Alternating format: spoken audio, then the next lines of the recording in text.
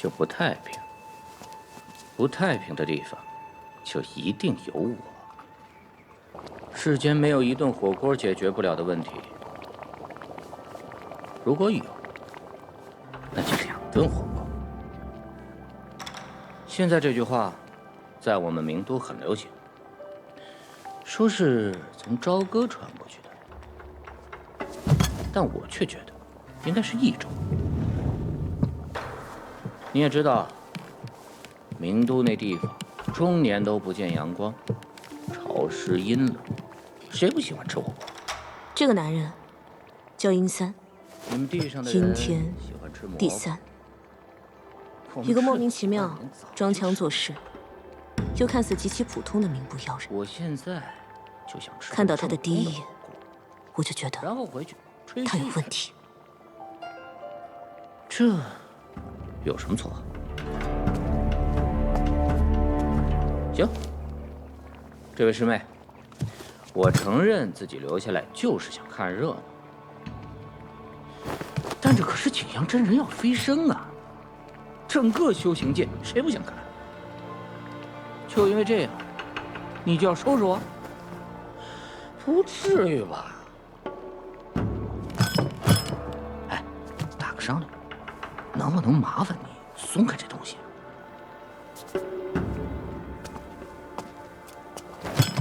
就算你不放我走，但也让我先吃2块。这锅里的毛肚和黄喉，再不捞可就没法吃了。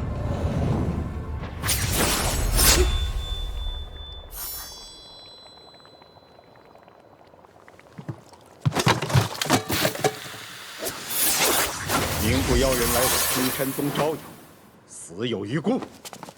千史万古。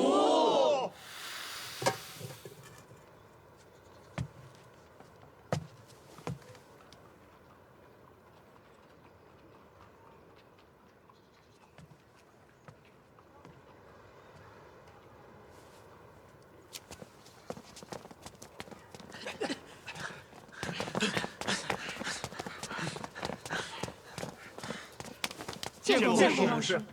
景阳师叔祖飞升在即，如此紧要关头，怎么还能让名不妖人在此招摇？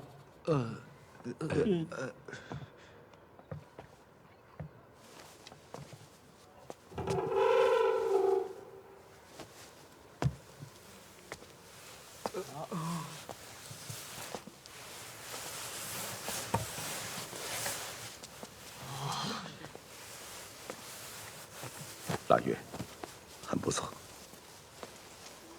你们收拾完便离开，莫扰时间太久。弟子明白。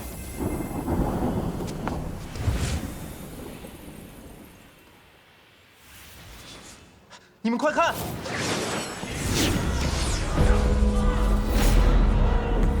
远王峰的师兄们回来了。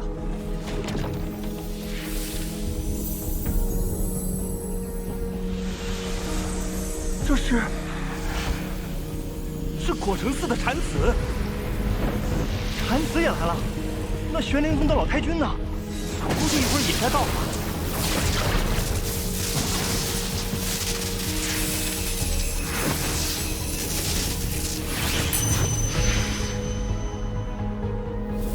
想不到景阳师叔祖飞升竟有这么大阵仗。你懂什么？整个朝天大陆已经1000年没有飞升者了。这可不光是咱们青山宗的大事，只有像景阳师叔祖这般心无外物、断情绝性的修行者，才能去往难以想象的境界吧。可这对青山宗、对朝天大陆，又有什么意义呢？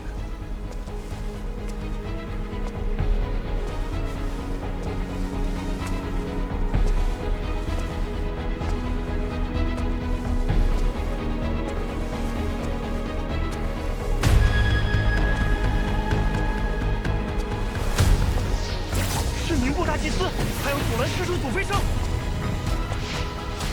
掌门出现了！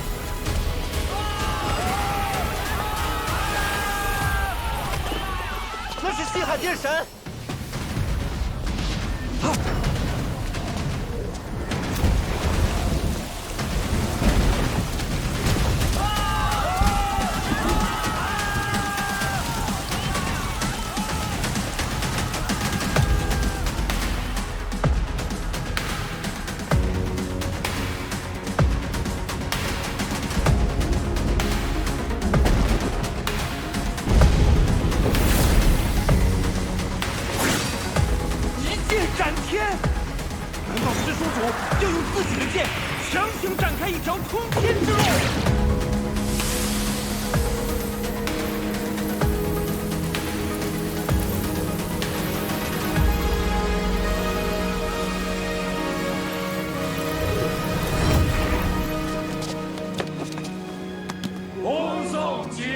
师叔祖飞升，青山不朽，万古长存。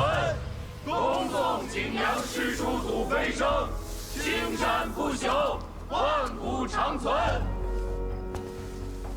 恭送景阳师叔祖飞升，青山不朽，万古长存。恭送景阳师叔祖飞升，青山不朽，万古长存。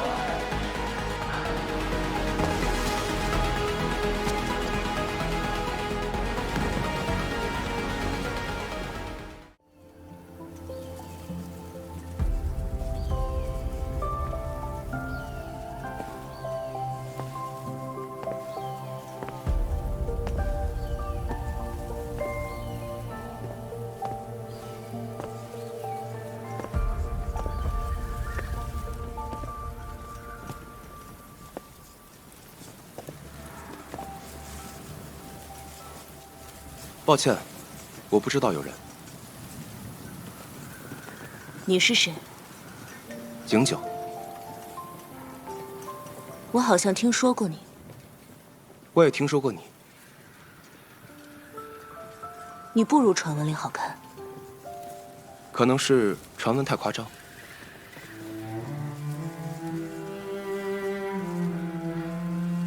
这就是我与他的第一次相见。当时我以为他不过就是一个长相好看的年轻弟子，直到后来我才发现，原来他就是那个让我心向往之的人。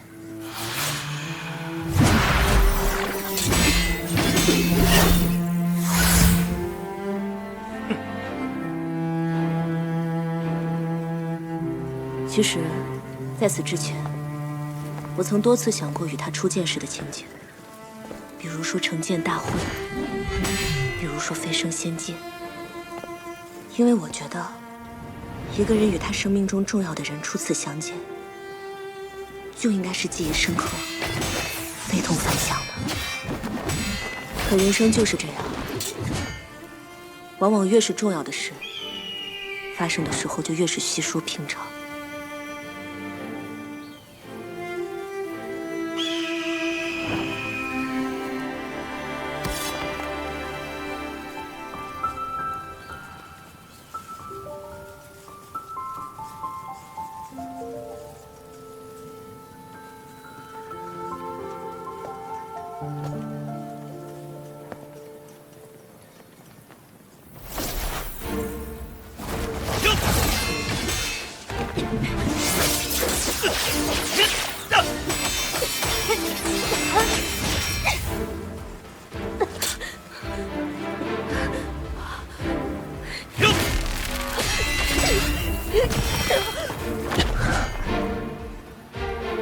你不该查那件事。原来真的有事。当然有事，不然风主为何会发疯？为何我要冒险来杀你？杀我？你有没有想过后果？哼，有的是后果比杀死你严重10000倍，但我们还不是一样做了。你最后还有什么想说的？我想说的是，你就不该离我这么近。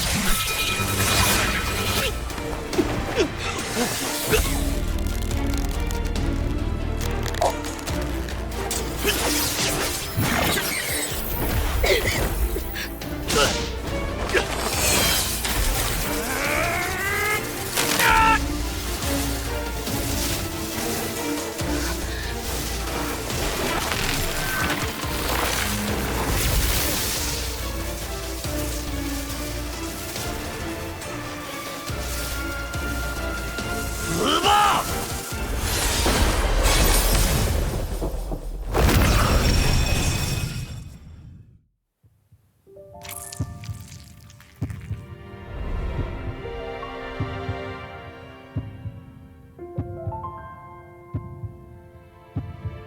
如果有机会重来一次的话，我希望与他的初见，如朝天的瀑布，如盛典的礼花，轰轰烈烈，壮丽非凡。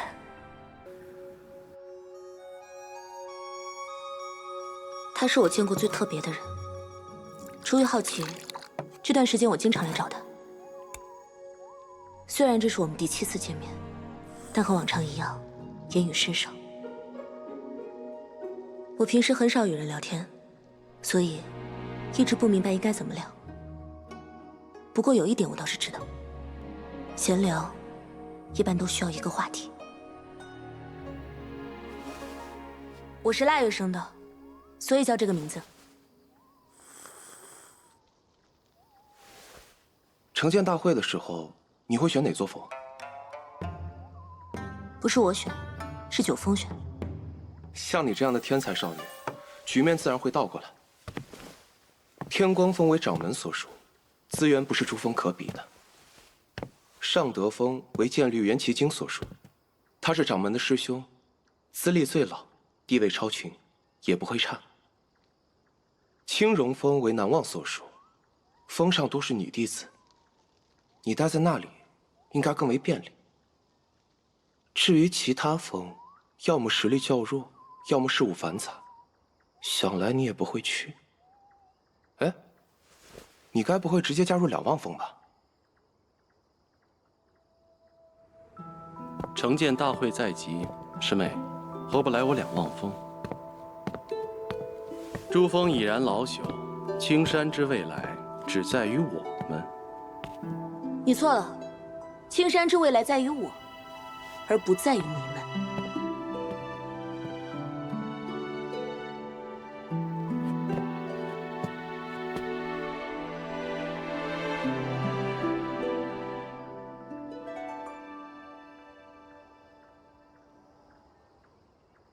我不喜欢两望峰。我也是。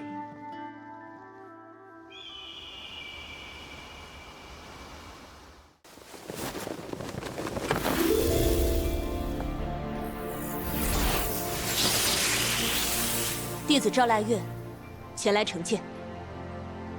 你就不用看了。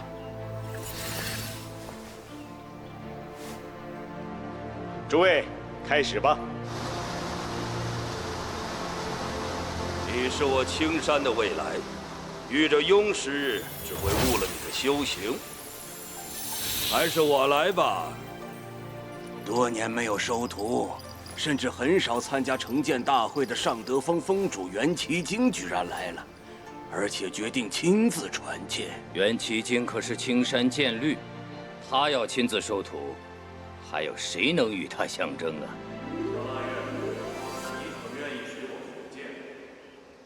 掌门师弟，前些年不是已经收卓如岁为关门弟子了吗？难道要破例？腊月受青山的累，遇到庸师只会误了他的修行，还是我来吧。让他自己选便好。月儿，你且冷静些，怎么选都行，不要怕。怎么选都可以。不错，没有任何人能够阻止你。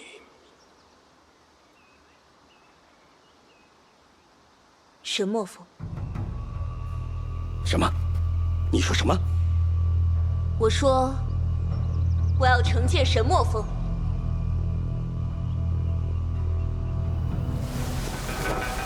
你可知道，数百年来，神墨峰一直没有参加过城建大会。知道，因为景阳师叔祖从不收徒。既然你知道，为何还要选第9峰？再过几年，第9峰自会新力传承。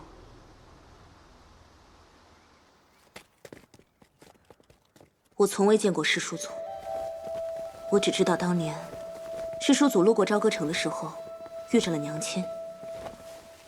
当时我还在他的腹中，便被师叔祖指为了城建弟子。自那不久，我便出生了，然后我开始修行。修行是件非常苦的事情，单调而枯燥，而且往往伴随着精神与肉体上的双重痛苦。来到青山后，我更是勤奋的无法形容。用孟师当初的话说，我刻苦的根本不像一个天才。豆蔻年华，我在云行峰顶一坐便是3年，蓬头垢面，满身灰土，为的是什么？因为我不想看到一座新的什么峰，我要为神墨峰再续传承。你为何要这样做？因为我本来就是景阳师叔祖选中的承剑弟子。原来是这样。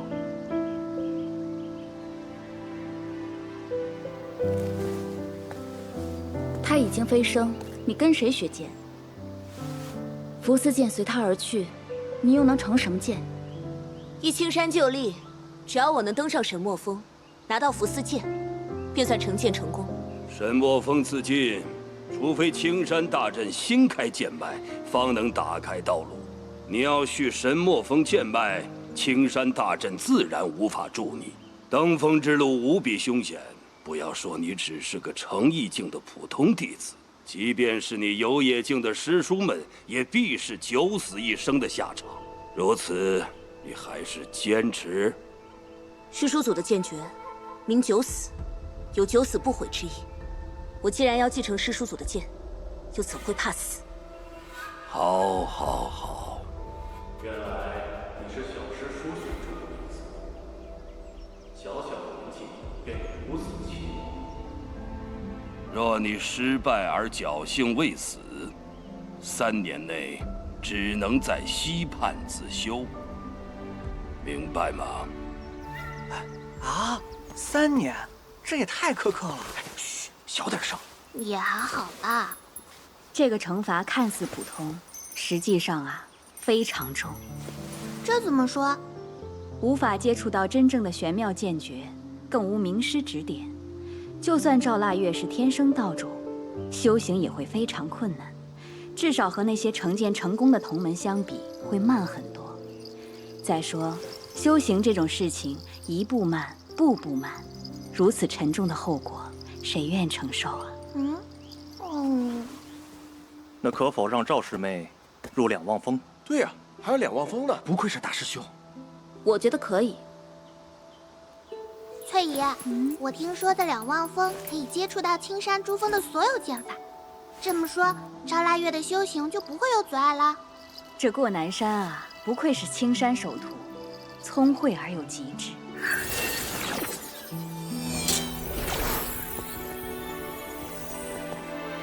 你就这么想上那座山？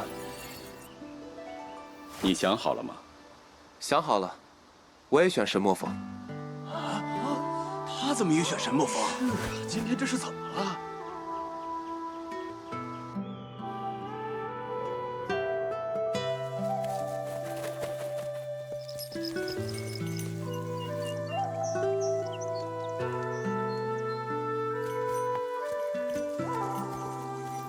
只要你们能够登上峰顶，找到伏斯剑，便会承认你们重续景阳真人的传承。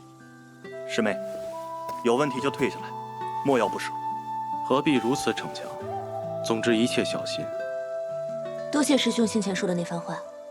不过就算失败，我应该也不会去两望峰。抱歉。其实，你真有可能会死。既然如此危险，你其实不用跟着我。哦，你想多了，我只是很好奇上面有什么。有人在前面开路，可以省些力气。那你要跟紧。哎，景九，注意安全啊！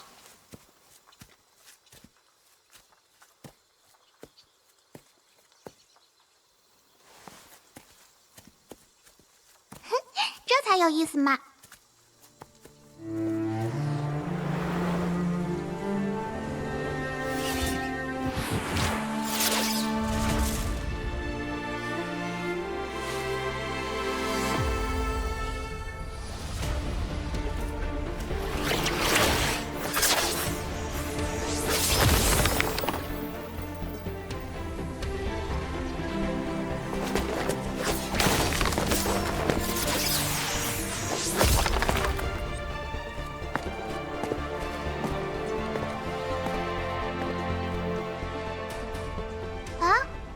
怎么回事？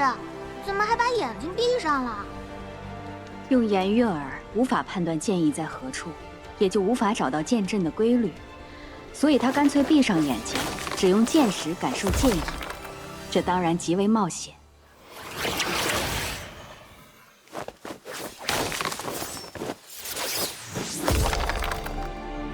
景九这是跟腊月师姐学的动作啊，这样也行啊！投机取巧也是本事，景师弟真是无耻。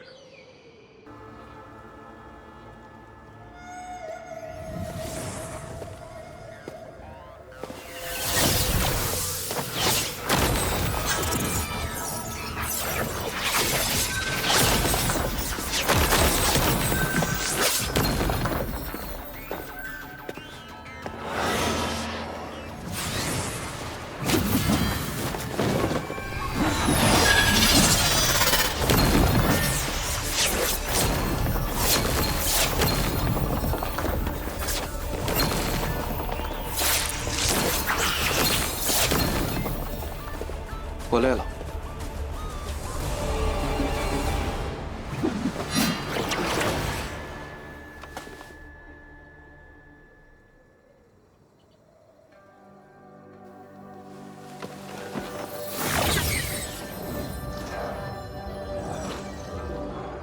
原来你一直在为今天做准备。是的。为什么？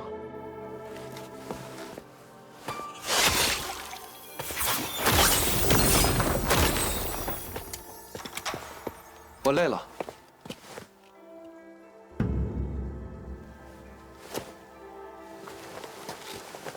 你为什么要跟着我？现在看起来，你完全可以不跟着我。我说过，只是好奇，而且有人在看着我们。神魔峰有剑阵禁制，风外无法看到风里的画面，但通天境的大雾们却能看穿所有迷雾。放眼整个大陆，都没有几个通天境大雾。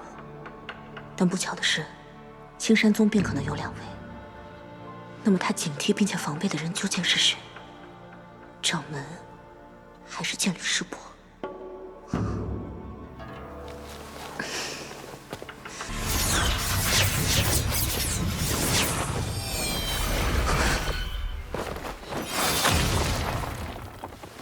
我累了。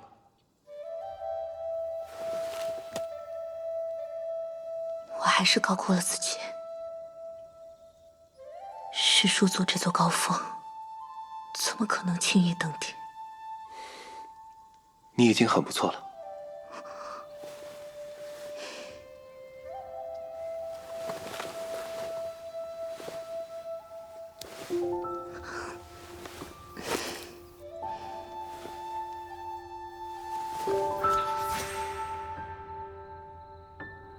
哼哼哼，真是不知死活。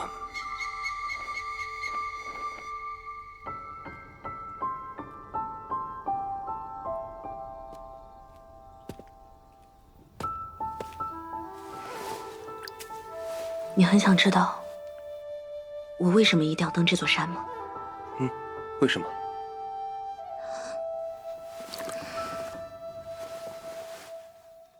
因为我真的是师叔族选中的成剑弟子。你们应该都以为我是乱说，是在找借口，但这是真的。我相信你。谢谢。一路行来，虽然你说过很多次累了，但其实那都是我已经累到极致的时刻。我不知道你为何能够判断得如此准确，但如果不是你，我到不了这么远的地方。就算你是被选中的人，也不用这么着急。我确实很着急，因为在我心中一直有个秘密，从未对任何人讲。世人都以为景阳氏叔祖飞升仙界了，但我几乎可以确信他飞升失败，生死不明。如果连神墨峰也没有他的踪迹，那他很可能已经不在了。为了确认他的生死，我必须尽快登上神墨峰。但我想睡一会儿。这时候睡很难醒过来。我真的有些累了。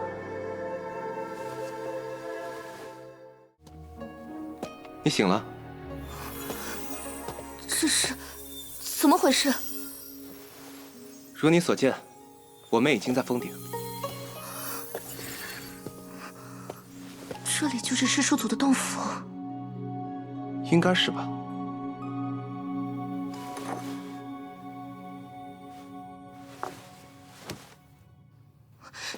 你是怎么做到的？当你沉睡的时候，有位白胡子仙人忽然出现，把我们带到这里，然后又忽然消失不见了。这个故事不好。不好。那你有没有可能稍微相信那么一点？我不是柳10岁。看来我要再想个故事了。你到底是谁？我也在寻找答案。故弄玄虚。你在找福斯剑？难道你不想找吗？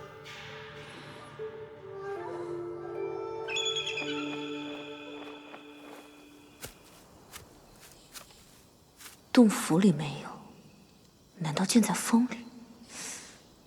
可是神魔峰这么大，我怎么找得到呢？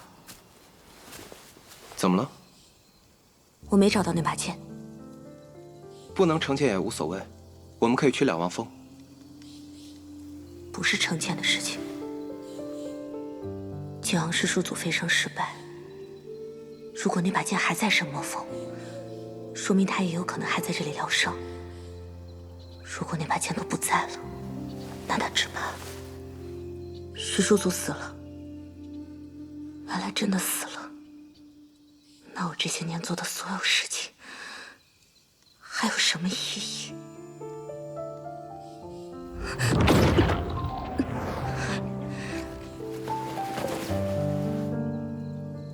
他没死，他只是差一点死了。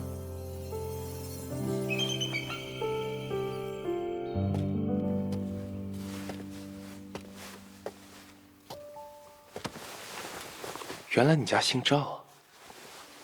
不过那天明明是一场小雪，哪有什么大雪？另外，腊月生就要叫腊月吗？这个名字可真不咋地。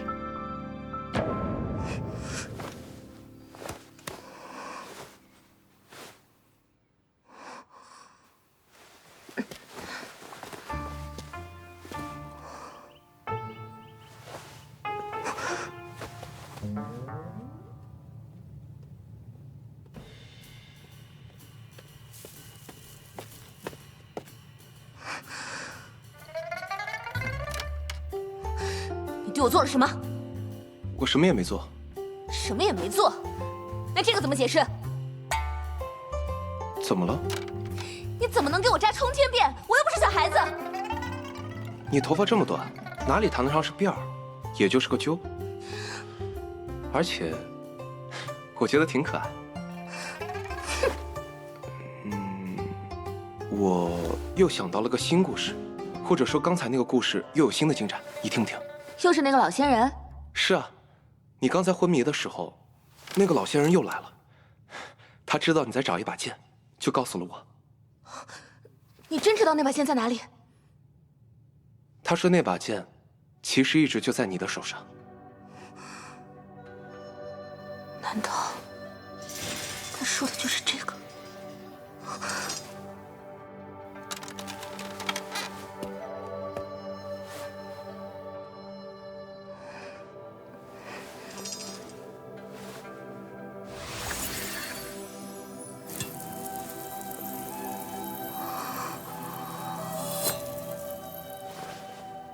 这就是福斯剑。是的，这就是福斯剑。真美。这把剑是你发现的，那自然就是你的。你是师叔祖的后人，还是说你是师叔祖真正的传人？从某种角度来说，这两个说法都有道理。那这把剑就更应该是你的了。你说过，他选择你为神墨峰的承剑弟子。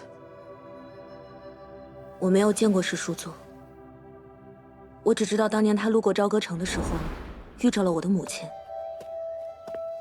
当时我还在母亲的腹中，便被他指为了承剑弟子。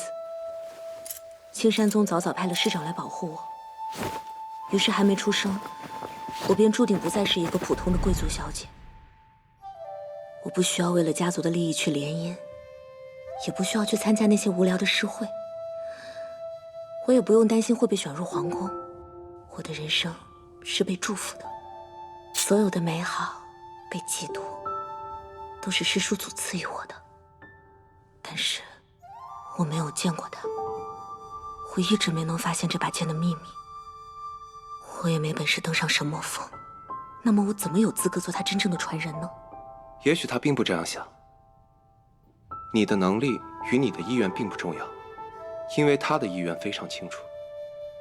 你从出生便带着这个剑镯，说明他从一开始便主意你来继承神魔峰。不然为何要把伏斯剑放在你的身边呢？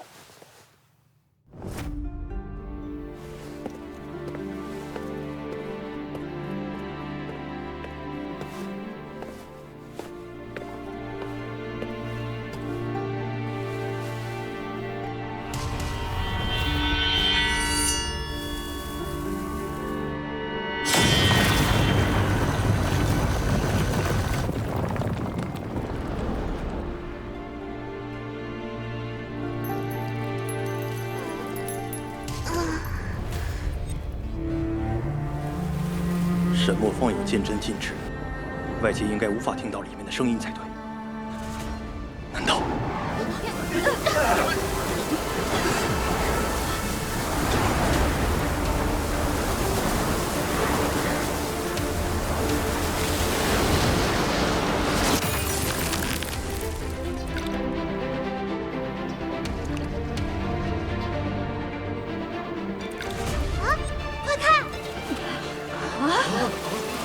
剑阵禁制解除，神墨峰重现人间，青山第9峰再续传承。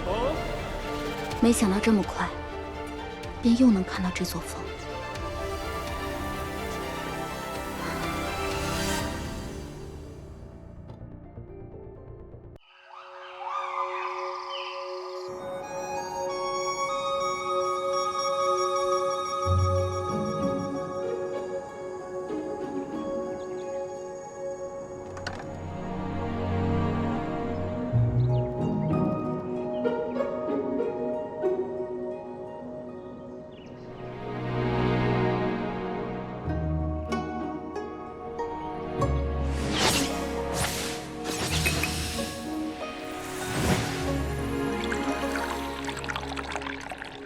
这是什么？像我的手镯一样，也是一把剑。秘密。你的秘密太多。我以前听人说过一句话：都有秘密的人，才能彼此相安无事。我本来以为是对的。你现在不这样认为？你没觉得我们认识之后，事变得更多？难道那不是因为我们要做的都是同一件事？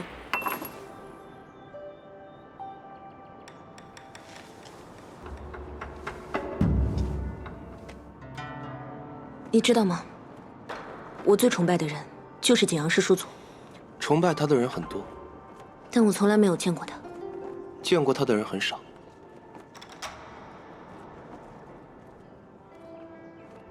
我一直很遗憾，心想如果能够与师叔祖在同一时代一起修行，那该多好。不过现在终于来到他的山峰，感觉就像和他在一起，我很开心。你不是担心他飞升失败，然后死了吗？师叔祖对此事早有准备。既然如此，世间有谁能害得了他？我觉得你想多了。伏斯坚一直就在我的身边，那么很明显，我就是师叔祖提前准备的后手。当然还有你。我们不一样。有啥不一样？就是不一样。我有剑镯，你也有。我想来这里，你也想。而且现在，我们就在这里。对了，景阳师叔祖飞升不会带走神墨峰的传承剑谱，九死剑诀应该还在洞府之中。这几日若是没事，还是找找吧。没有剑谱怎么学剑？我来找。能者多劳。猴子打架都是你来，这种事情你自然要负责。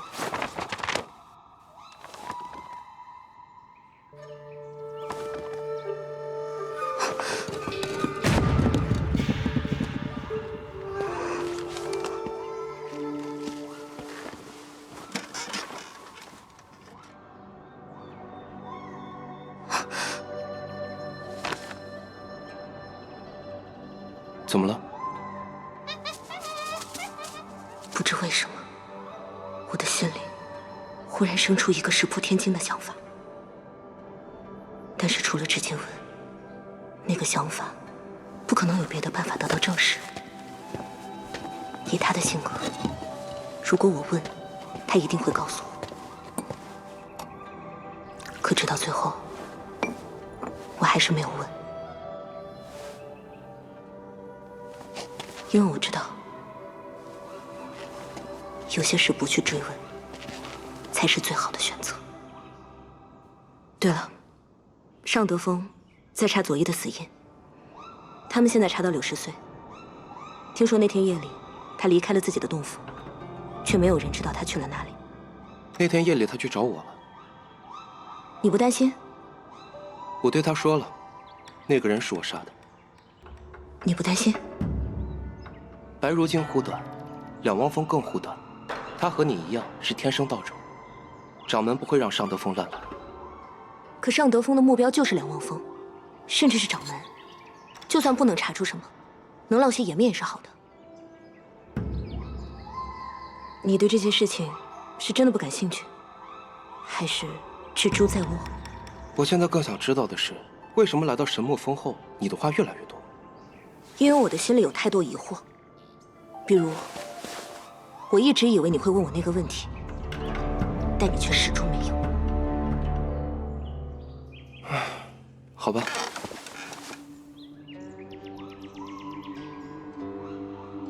你为什么认为景阳真人没有飞升成功？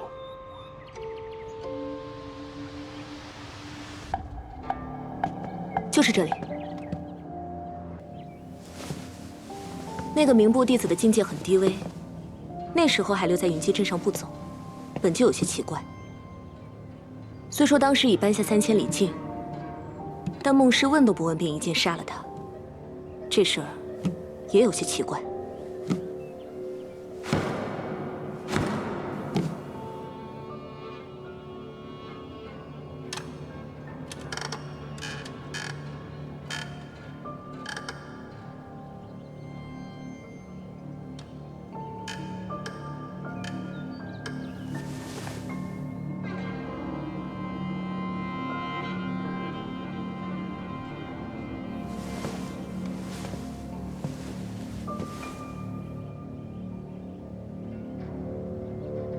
但我当时并没有太在意，提着他的尸体往镇外走。然后，就在师叔祖飞升的那一刻，忽然发生了一件事情。什么事情？我听到了一声叹息。叹息？是的，那声叹息里充满了怅然的意味，似乎对世间有无穷留恋，也可能是遗憾，但是又有一种无比满足的感觉。你确认是听到？那声叹息是直接在我脑海里响起的。当时，我正在看着神墨峰。我有时候在想，那声叹息会不会是师叔祖发出的？最初我根本不敢相信，但现在越来越确定。既然我是师叔祖选定的成剑弟子，既然他把伏斯剑一直放在我的身边，那么在离开这个世界的时候，会不会就像把剑谱留给你一样？我觉得你想多了。我想看看那个名部弟子。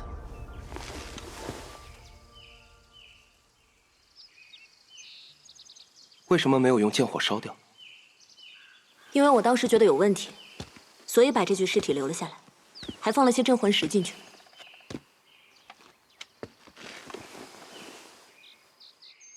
只凭一声叹息，不足以让你做这么多。开始时，我也以为是错觉，但事后想来总觉得不对，戒心不宁。半年后，我通过卷帘人查了查这名名部弟子，心想如果没有什么事，以后也就不想了。卷帘人是朝天大陆最神秘的情报组织，你要请动他们，一定付出了不小的代价吧？结果查出了问题。不是查出了问题，而是没有查到这个人。名部根本就没有这个人存在。他叫什么名字？在酒楼上，他报过自己的名字，叫做殷三。照理说，名部讲究魂火归故里。如果在明书上没有殷三这个名字，这具尸体里只能说明这是个假名字，寄宿过其他人，或者隐藏着更多的秘密。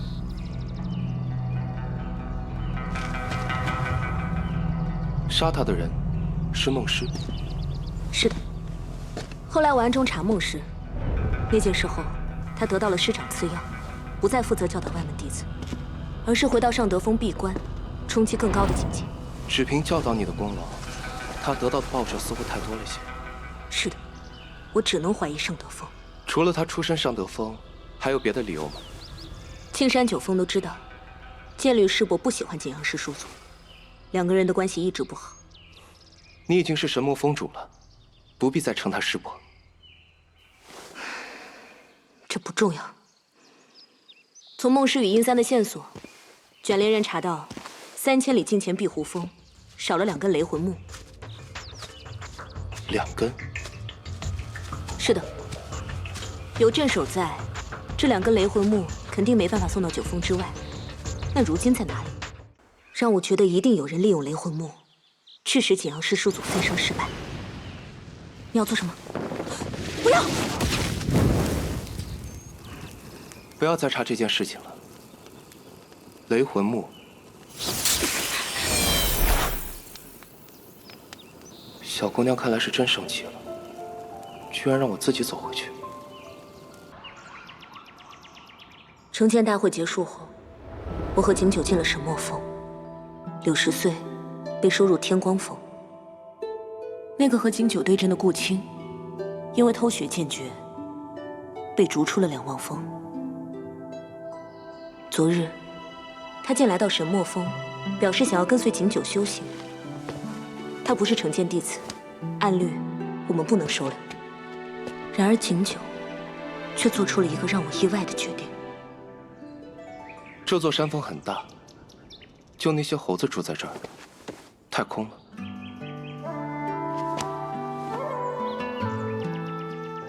何事？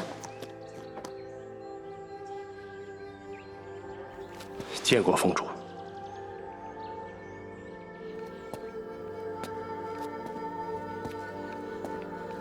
免礼。我要带顾青走。顾青已经不是2望峰的弟子，但他也不是神墨峰的人。依照门规，他不能在9峰里停留。他只是在这里暂住，就像当初在2望峰里一样。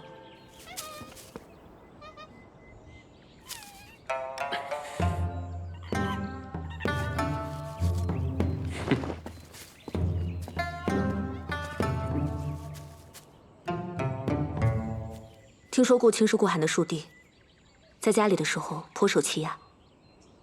我不知道。有没有可能，顾青是2望峰派过来的奸细？你又想多了。